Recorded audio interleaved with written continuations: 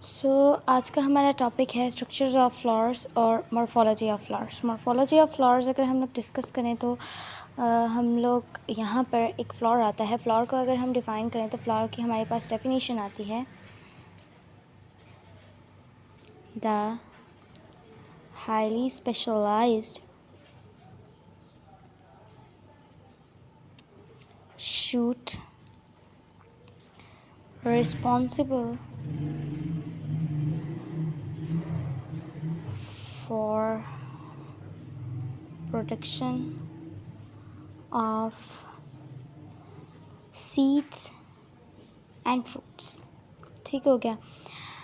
अब ये है हमारे पास फ्लावर की सारी, हमारे पास जो फ्लावर की डेफिनेशन होती है, the highly specialised shoot responsible for the production of seeds and fruits. Now the term here we are going to discuss floral parts. What are the floral parts? Flower के जो most important parts आते हैं उनमें included हैं sepals, petals, stamens and carpals. ये चार हैं हमारे मोस्ट इम्पॉर्टेंट फ्लोरल पार्ट्स। अगर हम अब इन चारों को देखें तो सेपल्स क्या होते हैं, सेपल्स क्या होते हैं, तो सेपल्स को अगर हम देखें तो ये हमारे पास एक फ्लावर है, ठीक है। अब इस फ्लावर में हमारे पास पहला स्ट्रक्चर क्या आ रहा है, हमारे पास पहला स्ट्रक्चर आ रहा है सेपल्स। अब हम लोग अगर सेपल्स को देखें, यहाँ पे प्लांट का जो ये पार्ट है, ये पार्ट द सेपल्स, ये सेपल्स होती हैं, ठीक है। इन सेपल्स को हम कैलिक्स भी कहते हैं। ये क्या करती हैं, इनको हम क्या कहते हैं, कैलिक्स। दे इनक्लोज, इनका फंक्शन क्या है, enclose other parts of the plant, other parts of plant. हमने प्लांट को डिवाइड कर दिया है पार्ट्स में, sepal, petal, stamen and carpel, लेकिन यहाँ पे हम लोग कैलिक्स को कह दिया कि सबसे आउटर मोस्ट पार्ट है जो इन तमाम चीज़ों को इनक्लोज करेगा, ठीक हो गया। अब सेकंड हमारे पास आती हैं पेटल्स। पेटल्स हम सब जानते हैं पेटल्स क्या होती हैं। पेटल्स ये ब्राइटली कलर्ड, ये जो कलर्ड पार्ट होता है इसको हम लोग पेटल्स कहते हैं। और पेटल्स का दूसरा नाम जो हम लोग मोस्टली यूज़ करते हैं वो होता है करोला। तमाम पेटल्स को हम लोग करोला कहते हैं।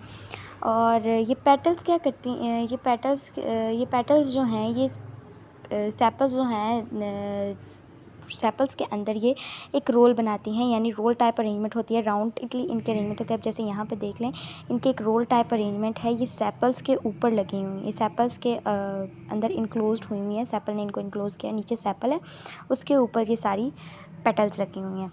देन आते हैं हम लोग स्टेमन्स की तरफ। स्टेमन्स क्या होती हैं, तो स्टेमन्स होती हैं हमारे पास मेल ऑर्गन, जो हमारे पास कह लेना मेल ऑर्गन्स, या स्टेमन्स को कह सकते हैं हम लोग एंथर या एंड्रोशियम, तो उसको कहते हैं स्टेमन। और स्टेमन क्या होती है, स्टेमन ये जो फ्लावर के, ये जो सेपल्स जो पेटल्स के जो फ्लावर के मिड में होती हैं उनको हम लोग स्टेमन्स कहते हैं। मतलब बिल्कुल सेंटर नहीं आता, ये वाली स्टेमन्स है, ये वाली स्टेमन्स है। ये आप लोगों को ये नज़र आ रही हैं, ये जिनको मैं टच करके ऊपर नीचे कर रही हूँ, ये जो लंबी लंबी लोब लाइक स्ट्रक्चर्स हैं, इस तरह के जो स्ट्रक्चर्स हैं फ्लावर के अंदर, ये जिनको हम एंथर भी बोलते हैं, दीज आर स्टेमन्स, ठीक हो गया। अब स्टेमन्स के बाद आते हैं हम अपने सेंट्रल पार्ट पे, which is called as carpels. Carpels क्या हैं, कार्पल्स को हम लोग गाइनोशियम भी बोलते हैं। कार्पल्स का दूसरा नेम है गाइनोशियम।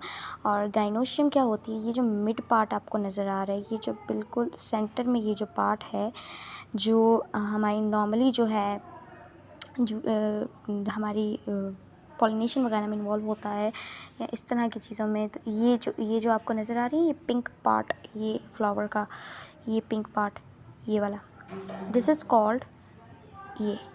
कॉल्ड स्कार्पल्स। और कुछ ऐसे फ्लावर्स होते हैं ना जिनमें ना सेपल्स और पेटल्स के दरमियान फ़र्क करना बहुत मुश्किल होता है, तो ऐसे फ्लावर्स में क्या किया जाता है कि ऐसे फ्लावर्स में एक टर्म यूज़ की जाती है जिसको हम कहते हैं पेरियांथ। पेरियांथ टर्म किस लिए यूज़ होती है, जब सेपल्स और पेटल्स इस हद तक एक दूसरे में फ्यूज्ड हों कि हम लोग पता ना कर सकें कि सेपल्स कौन सी हैं या पेटल्स कौन सी हैं, या कैलिक्स या करोला क्या है, तो तब हम लोग टर्म पेरियांथ यूज़ करते हैं।